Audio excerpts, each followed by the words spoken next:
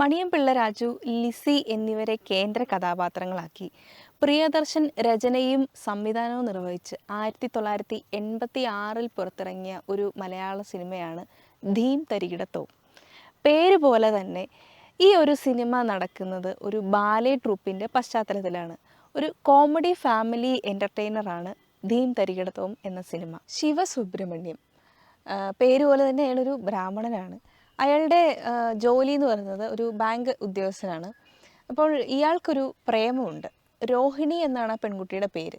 പക്ഷേ ഇയാൾക്ക് ഒരു പാട്ടിയുണ്ട്, മുത്തശ്ശി. അപ്പോൾ ഈ മുത്തശ്ശിയുടെ ഒരു ആഗ്രഹം എന്ന് പറയുന്നത് ഇയാൾ കുടുംബക്ഷേത്രത്തിലെ പൂജാരി ആവണം എന്നതാണ്. അപ്പോൾ പൂജാരിയെ സംബന്ധിച്ചിടത്തോളം ബ്രഹ്മചാരി ആയിരിക്കണം. പക്ഷേ ഇയാൾക്ക് രോഹിണിയോടുള്ള കടുത്ത പ്രേമം കാരണം രോഹിണിയെ എങ്ങനെയെങ്കിലുമൊക്കെ ഒന്ന് വളച്ചെടുക്കുക എന്നുള്ളതാണ് അയാളുടെ ഒരു ലക്ഷ്യം. അവളെ വിവാഹം കഴിക്കാൻ വേണ്ടി അയാൾ എന്തിനും തയ്യാറാണ്. രോഹിണി ജോലി ചെയ്യുന്നത് ചെല്ലപ്പൻ നായരുടെ ബാലെ ട്രൂപ്പിലാണ്. ഇതിൽ ശങ്കരൻപിള്ള എന്നൊരു കഥാപാത്രമുണ്ട്. ചെല്ലപ്പൻ നായരുടെ തന്നെ ശിങ്കിടിയായിട്ടുള്ള ആ ബാലെ ട്രൂപ്പിൽ തന്നെ ജോലി ചെയ്യുന്ന ശങ്കരൻപിള്ള. സുബ്രഹ്മണ്യത്തിൻ്റെ കൂട്ടുകാരനാണ് ഈ ശങ്കരൻപിള്ള. അപ്പോൾ ഈ പ്രേമിക്കാനുള്ള ചില ട്രിക്കുകളും അതുപോലെ എന്താണ് ഞാനിനി ചെയ്യേണ്ടത്, രോഹിണി എന്നെ നോക്കാൻ ഞാൻ എന്താണ് ചെയ്യേണ്ടത് എന്ന് സുബ്രഹ്മണ്യം ചില പൊടിക്കൈകളൊക്കെ ചോദിക്കുന്നത് ഈ ശങ്കരൻപിള്ളയോടാണ്. അപ്പോൾ ഇയാൾ വരുമ്പോഴൊക്കെ കുറച്ച് പൈസ കൊടുത്തു വിടും, 10 രൂപയുടെ ചില്ലറയും അതുപോലെ കിണ്ടി വിട്ട് കാശെടുത്തോളൂ എന്നൊക്കെ പറഞ്ഞ് സുബ്രഹ്മണ്യം അയാൾക്ക് സഹായമൊക്കെ ചെയ്യുന്നു. ഇങ്ങനെ ഒരു കഥ മുന്നോട്ട് പോകുന്നു. അവസാനം ശങ്കരൻപിള്ളയുടെ ഉപദേശം എന്താണെന്ന് വെച്ചാൽ താൻ വന്ന് ഈ ബാലെ ട്രൂപ്പിൽ ചേരുക എന്നുള്ളതാണ്. അപ്പോൾ രോഹിണിയെ കാണാനും അവളോട് അടുക്കാനും ഒക്കെ ആയിട്ട് ശിവസുബ്രഹ്മണ്യം ഈ ബാലെ ട്രൂപ്പിൽ ചേരുന്നു. അങ്ങനെ ബാലേക്കാരിൽ ഒരാളായി തീരുകയാണ് സുബ്രഹ്മണ്യം. ഇങ്ങനെ രോഹിണി ആ ഒരു ബാലെ ട്രൂപ്പിൽ വർക്ക് ചെയ്യുകയാണ്. അപ്പം അവിടെ ചില 2-3 അവരുടെ കൂടെ ജോലി ചെയ്യുന്ന കുറച്ച് ആൾക്കാരൊക്കെ ഉണ്ട്. മുകേഷ്, ശ്രീനിവാസൻ ഇവരൊക്കെയാണ് ആ ഒരു കഥാപാത്രം കൈകാര്യം ചെയ്തിട്ടുള്ളത്. അപ്പോൾ പറയേണ്ട കാര്യമില്ലല്ലോ, അവരുടെ സിറ്റുവേഷൻ എല്ലാം തന്നെ അങ്ങ് ഭയങ്കര കോമഡി ആയിട്ടാണ് ഇതിൽ അവതരിപ്പിച്ചിരിക്കുന്നത്. ഒരു ദിവസം രോഹിണി വീട്ടിൽ നിന്ന് ഇറങ്ങുകയാണ്. അപ്പോൾ അവിടുന്ന് ഇറങ്ങി വരുന്ന സമയത്ത് ഇവളുടെ ചെരുപ്പ് പൊട്ടിപ്പോവും. അപ്പോൾ വൈകുന്നേരം ഒരു കല്യാണത്തിന് പോകാൻ തയ്യാറായിരിക്കുകയാണ്. ആ കല്യാണത്തിന് പോകുന്ന കുട്ടിയുടെ പേരും രോഹിണി എന്ന് തന്നെയാണ്. അപ്പോൾ ഈ ചെരുപ്പ് പൊട്ടിപ്പോകുമ്പോൾ ഒരു കാറിന് ലിഫ്റ്റ് ചോദിച്ചു വരികയാണ്. അപ്പോൾ ഈ കാറ് ബാലെ ട്രൂപ്പിൻ്റെ ഫ്രണ്ടിൽ നിർത്തുന്നു. അവൾ അവിടെ നിന്ന് ഇറങ്ങി പോകുന്നു. ഇവള് ഈ കാറിൽ നിന്ന് ഇറങ്ങി പോകുന്നത് ശങ്കരൻപിള്ളയും ചെല്ലപ്പൻ നായരും കാണുന്നുണ്ട്. അപ്പോൾ ഇവരത് തെറ്റിദ്ധരിക്കുകയാണ്. രോഹിണി തൻ്റെ കാമുകൻ്റെ കാറിൽ കയറി ബാലെ ട്രൂപ്പിൽ വന്നിറങ്ങി എന്ന് പറയുകയാണ്. അപ്പോൾ ഈ പ്രേമമൊന്നും ഇല്ല അവർ തമ്മിൽ. പക്ഷേ ഈ കാറ് ശങ്കരൻപിള്ളയ്ക്കറിയാം. മുമ്പ് ഈ കാറിൻ്റെ ഫ്രണ്ടിൽ ചാടി അയാൾക്കൊരു അപകടം പറ്റിയിരുന്നു. വലിയ അപകടമൊന്നുമല്ല, അതൊരു കോമഡി സീനാണ് ഈ സിനിമയിൽ. അയാൾക്ക് പൈസ ഉണ്ടാക്കാൻ വേണ്ടിയിട്ട് ചെറിയ ചില ഉടായ്പ നമ്പറുകളൊക്കെ കാണിച്ച് ആ ഒരു കാറിൻ്റെ ഉടമയായിട്ടുള്ള ആളെ അയാളുടെ ഓഫീസിൽ പോയി കണ്ട് കുറച്ച് കാശൊക്കെ വാങ്ങിക്കുന്ന ഒരു രംഗമൊക്കെ ഈ സിനിമയിലുണ്ട്. അങ്ങനെ രോഹിണിക്കൊരു പ്രേമമുണ്ടെന്ന് ഇവരെല്ലാം തന്നെ തെറ്റിദ്ധരിക്കുകയാണ്. രോഹിണി വന്നിറങ്ങിയ കാറിൻ്റെ ഉടമയുടെ പേര് സുരേഷ് മേനോൻ എന്നാണ്. അയാൾ ആ നാട്ടിലെ ഒരു റിച്ച് ആയിട്ടുള്ള മനുഷ്യനാണ്. ഒരുപാട് ബിസിനസ്സൊക്കെ ഉള്ള ആളാണ്, കോടീശ്വരനായിട്ടുള്ള ഒരാളാണ്. അങ്ങനെ ഇവർ ചെല്ലപ്പൻ നായരും ഒക്കെ രോഹിണിയും സുരേഷ് മേനോനും തമ്മിൽ പ്രേമത്തിലാണെന്ന് തെറ്റിദ്ധരിക്കുന്നു. അപ്പോൾ റിച്ചായിട്ടുള്ളൊരു മനുഷ്യൻ്റെ കാമുകി എന്ന് പറയുമ്പോഴത്തേക്കും ചെല്ലപ്പൻ നായർ പയ്യെ അതൊന്ന് ഉപയോഗിക്കാൻ ശ്രമിക്കുകയാണ് അവിടെ ചെയ്യുന്നത്. ഈ സന്ദർഭത്തിൽ രോഹിണിയോട് തൻ്റെ പ്രേമം അറിയിക്കുന്നുണ്ട് സുബ്രഹ്മണ്യം. ആദ്യമൊക്കെ അവൾ റിജക്റ്റ് ചെയ്യുന്നു. പിന്നീട് അവൾ അമ്മയോട് പറയുന്നു ഇങ്ങനെ ഒരാളുണ്ട് എന്നൊക്കെ. അപ്പോൾ ഇവരിടയ്ക്കിടയ്ക്ക് സംസാരിക്കുന്നൊക്കെ ഉണ്ട്. അപ്പോൾ ഒരു ദിവസം ഒരു അബദ്ധം പറ്റി സുബ്രഹ്മണ്യത്തിന്. അവരുടെ വീടിൻ്റെ മുന്നിൽ കൂടെ പോകുമ്പോൾ സുബ്രഹ്മണ്യത്തിൻ്റെ കുറച്ച് കൗപീനം അവിടെ അലക്കിയിട്ടിട്ടുണ്ടായിരുന്നു. അപ്പോൾ ഇത് രോഹിണി കാണുമെന്നുള്ള ആ ഒരു ചമ്മലുകൊണ്ട് ഇതല്ല വീട് എന്ന് കാണിച്ചു കൊടുക്കുന്നു. ഇങ്ങനെ സുബ്രഹ്മണ്യം തൻ്റെ പ്രേമം അങ്ങ് മൂർത്തിഭാവത്തിലെത്തിയിരിക്കുകയാണ്. രോഹിണി ഇല്ലാതെ തനിക്ക് പറ്റില്ല എന്നുള്ളൊരു അവസ്ഥയിലെത്തുന്നു. അപ്പോൾ അവളുടെ മുന്നിൽ ചമ്മാതിരിക്കാൻ വേണ്ടിയിട്ടാണ് തൻ്റെ വീട് പോലും അതല്ല എന്ന് പറഞ്ഞിട്ട് വേറൊരു വീട് കാണിച്ചു കൊടുക്കുന്നത്. അങ്ങനെയൊക്കെയുള്ള മറ്റു കുറച്ച് തെറ്റിദ്ധാരണകളും അവിടെ സംഭവിക്കുന്നു. പക്ഷേ രോഹിണിക്ക് സുബ്രഹ്മണ്യത്തിനെ ഇഷ്ടമാവുന്നു. അവളുടെ അമ്മയോടാണ് ആ കാര്യം പറയുന്നത്.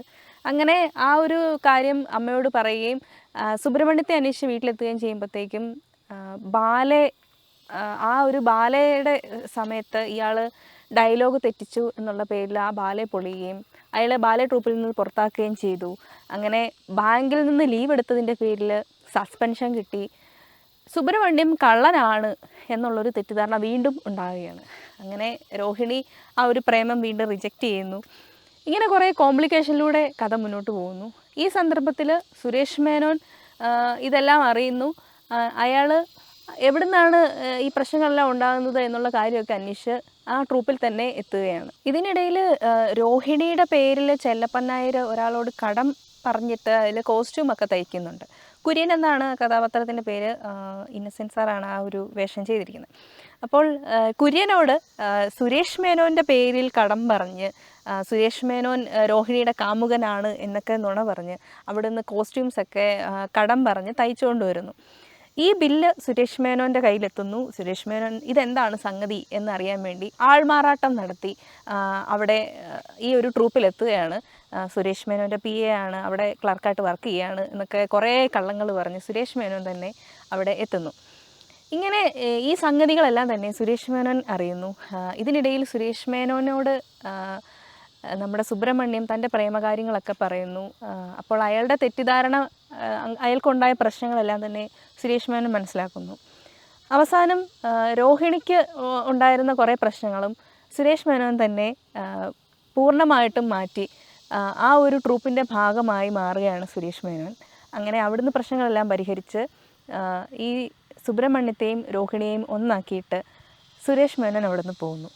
ഇവിടെ വെച്ച് ഈ സിനിമയുടെ കഥ അവസാനിക്കുകയാണ്. ഹാസ്യരസത്തിന് ഒരുപാട് പ്രാധാന്യം നൽകിക്കൊണ്ടുള്ള ഈ ഒരു സിനിമ, അതിലെ ക്യാരക്ടേഴ്സിന് ഒരുപാട് പ്രത്യേകതകളുണ്ട്.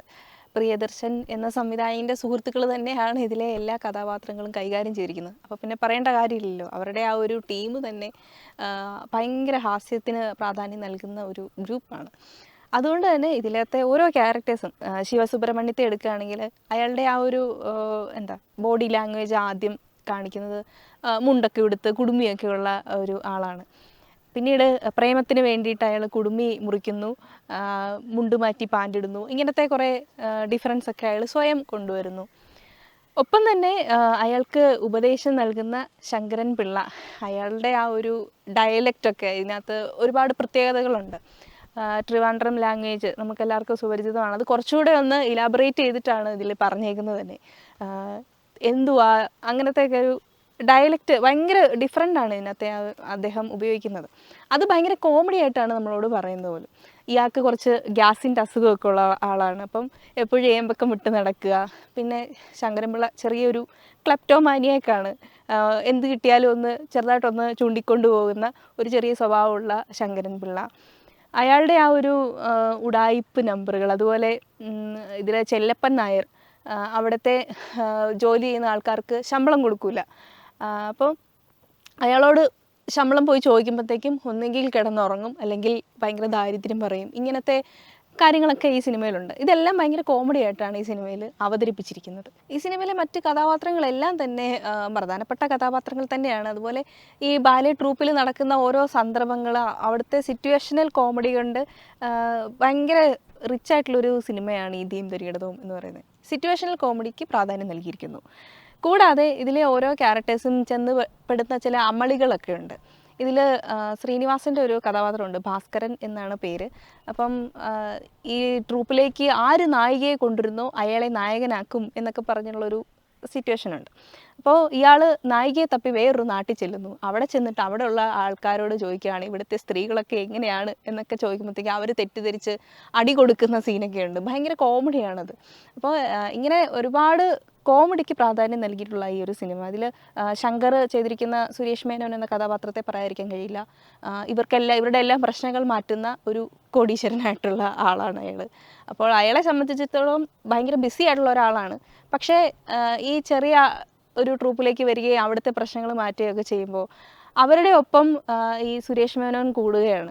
അപ്പോൾ അവിടെയും ചില സിറ്റുവേഷണൽ കോമഡികളൊക്കെ, ഇയാൾ ആൾമാറാട്ടം നടത്തി അഭിനയിക്കുമ്പോൾ 10 രൂപ കൊടുത്താൽ ഇവിടെ അച്ചാന്ന് വിളിക്കാൻ വരെ ആളെ കിട്ടും എന്നൊക്കെ പറയുന്ന അത്തരം ചില സന്ദർഭങ്ങൾ അനുസരിച്ചിട്ടുള്ള ഹാസ്യത്തിന് ഈ ഒരു സിനിമയിൽ ഒരുപാട് പ്രാധാന്യമുണ്ട്. ഈ സിനിമയുടെ രചന നിർവഹിച്ചിരിക്കുന്നത് പ്രിയദർശനാണ്. അപ്പോൾ അദ്ദേഹത്തിൻ്റെ മറ്റ് സിനിമകളൊക്കെ നമുക്ക് കണ്ടു കഴിഞ്ഞാൽ അറിയാം, കുറച്ച് കോംപ്ലിക്കേറ്റഡ് ആയിട്ടുള്ള സിറ്റുവേഷനിലൂടെയാണ് പല ക്യാരക്ടേഴ്സും പോകുന്നത്. അപ്പോൾ ഈ സിനിമയുടെ ഒരു പ്രത്യേകത എന്ന് പറയുന്നത് ചില തെറ്റിദ്ധാരണകൾ മൂലം ഉണ്ടാകുന്ന പ്രശ്നങ്ങളാണ്. പ്രേമമാണ് എന്ന് തെറ്റിദ്ധരിക്കുന്നു. ആ തെറ്റിദ്ധാരണ മൂലം പല കാര്യങ്ങളും എത്തി വന്നിട്ട് എല്ലാം ശുഭപര്യവസായിയാകുന്നു. ഈ സിനിമയുടെ തിരക്കഥ നിർവഹിച്ചിരിക്കുന്നത് VR ഗോപാലകൃഷ്ണനാണ്. അദ്ദേഹവും ഒരു സംവിധായകൻ തന്നെയാണ്. അപ്പോൾ ആ ഒരു കൂട്ടുകെട്ട് പറയേണ്ടതില്ലല്ലോ. അവർ ഭയങ്കരമായിട്ട് സിറ്റുവേഷണൽ കോമഡികൾക്കും അതുപോലെ മറ്റ് ക്യാരക്ടേഴ്സിനും ഒട്ടേറെ പ്രാധാന്യം നൽകിക്കൊണ്ടാണ് ഈ സിനിമയുടെ രചന നിർവഹിച്ചിരിക്കുന്നത്. ഈ സിനിമയുടെ ഛായാഗ്രഹണം നിർവഹിച്ചിരിക്കുന്നത് ശശികുമാർ എന്ന എസ് കുമാറാണ്. പ്രിയദർശൻ സിനിമകൾക്കാണ് അദ്ദേഹം കൂടുതലും ഛായാഗ്രഹണം നിർവഹിച്ചിട്ടുള്ളത്. മിക്ക പ്രിയദർശൻ സിനിമകളും കാണുമ്പോൾ നമുക്കത് അറിയാൻ സാധിക്കും. ഓരോ സിറ്റുവേഷൻസും അതിലെ ആ ഒരു ഭംഗി, ആ ഒരു ലൊക്കേഷൻ്റെ ഭംഗി മുഴുവൻ നമുക്ക് ആസ്വദിക്കാൻ കഴിയുന്ന പ്രിയദർശൻ സിനിമകളുണ്ട്. അപ്പോൾ ഇതിൻ്റെ എല്ലാം ഛായാഗ്രഹണം നിർവഹിച്ചിരിക്കുന്നത് അദ്ദേഹമാണ്, എസ് ശശികുമാർ. ഈ സിനിമയുടെ ഛായാഗ്രഹണവും അദ്ദേഹം തന്നെയാണ്.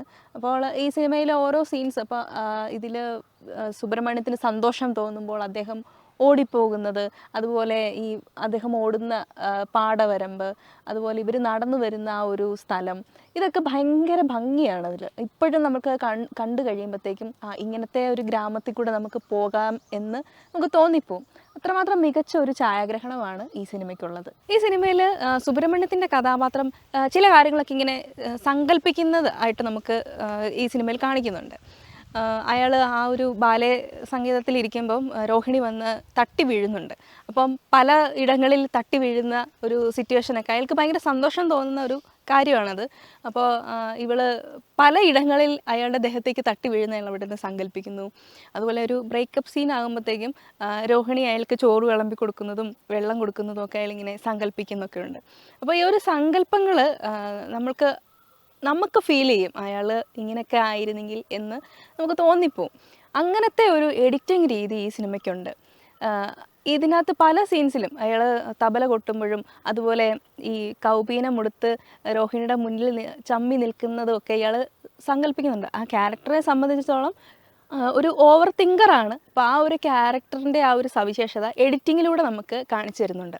ഈ സിനിമയുടെ എഡിറ്റിംഗ് നിർവഹിച്ചിരിക്കുന്നത് N ഗോപാലകൃഷ്ണനാണ്. ഈ സിനിമയുടെ പശ്ചാത്തല സംഗീതം നിർവഹിച്ചിരിക്കുന്നത് ജോൺസൺ മാഷാണ്. ഇതിലെ ഗാനരചന നിർവഹിച്ചിരിക്കുന്നത് എസ് രമേശൻ നായർ എന്ന് പറഞ്ഞൊരു കവി കൂടിയായിട്ടുള്ള ഒരാളാണ്. കിളിയേ കിളിയേ കിളിമകളെ എന്നൊക്കെ ഉള്ളൊരു ഗാനം ഇതിനകത്തുണ്ട്. ഈ സിനിമയുടെ സംഗീത സംവിധാനം നിർവഹിച്ചിരിക്കുന്നത് MG രാധാകൃഷ്ണൻ സാറാണ്. കൂടാതെ ഇതിൽ മറ്റൊരു പ്രത്യേകതയുണ്ട്. ഇതിലെ ബാലെ ഗാനങ്ങളെല്ലാം തന്നെ ആലപിച്ചിരിക്കുന്നത് നെടുമുടി വേണു സാറാണ്. അപ്പോൾ അതുകൊണ്ട് തന്നെ ഇതിനകത്ത് പാട്ടുകൾക്ക് ഒരുപാട് പ്രത്യേകതയുണ്ട്. ബാലെ എന്ന് പറയുമ്പോഴത്തേക്ക് അതിൽ മൊത്തം സംഗീതത്തിന് പ്രാധാന്യം നൽകിയിട്ടുള്ളതാണല്ലോ. അതുകൊണ്ട് തന്നെ ഇതിലെ ബാലെ ഗാനങ്ങളൊക്കെ നെടുമുടി വേണു സാർ ആലപിച്ചിരിക്കുന്നത് കേൾക്കാൻ തന്നെ ഭയങ്കര ഭംഗിയാണ്. ഈ സിനിമയ്ക്ക് സംഗീതത്തിന് ഒരുപാട് പ്രാധാന്യം നൽകിയിട്ടുണ്ട്. നമ്മുടെ ലോജിക്കൽ തിങ്കിങ്ങും ക്രിട്ടിക്കൽ തിങ്കിങ്ങും ഒക്കെ ഒന്ന് മാറ്റി വെച്ചിട്ട് ഒരു ഫെയറി ടെയിൽ പോലെ കാണാൻ സാധിക്കുന്ന ഒരു സിനിമയാണ് ധീം തരികിടത്തവും. ഇതിലെ ലൊക്കേഷൻ എന്ന് പറയുന്നത് തിരുവനന്തപുരമാണ്. അപ്പോൾ അവിടുത്തെ ഒരു പ്രത്യേകത എന്ന് പറയുന്നത് കലാകാരന്മാർക്ക് ഒരുപാട് പ്രാധാന്യമുള്ളൊരു സ്ഥലം കൂടിയാണല്ലോ. ഈ സിനിമയിലെ എല്ലാ ക്യാരക്ടേഴ്സും കലാകാരന്മാരാണ്. ഒരു ബാലെ നടത്തുന്ന ആ ഒരു ബാലെ സംഗീതത്തിലെ കലാകാരന്മാർ. ചില കുനഷ്ടുകളൊക്കെ മാറ്റി വെച്ച് കഴിഞ്ഞാൽ അവരെല്ലാം തന്നെ നിഷ്കളങ്കരാണ്. നമുക്ക് ഇന്ന് ഈ ഇത്തരം സിനിമകളൊന്നും കാണാൻ സാധിക്കില്ല. അല്ലെങ്കിൽ ഇത്തരം ക്യാരക്ടേഴ്സിനൊന്നും ഇപ്പോൾ അത്ര പ്രാധാന്യമില്ല. കാരണം അത്രത്തോളം ടെക്നോളജി വളർന്ന ഈ ഒരു കാലഘട്ടത്തിൽ നമ്മൾക്കൊരു നൊസ്റ്റു അടിക്കാൻ അല്ലെങ്കിൽ നമുക്ക് ഒന്ന് ഫ്രീ ആയിട്ടിരുന്ന് കാണാൻ സാധിക്കുന്ന ഒരു മനോഹരമായ കോമഡി ചലച്ചിത്രമാണ് ധീം തരികിടത്തവും. മറ്റൊരു സിനിമയുടെ വിശേഷവുമായി വീണ്ടും കാണാം. അതുവരെ ബൈ.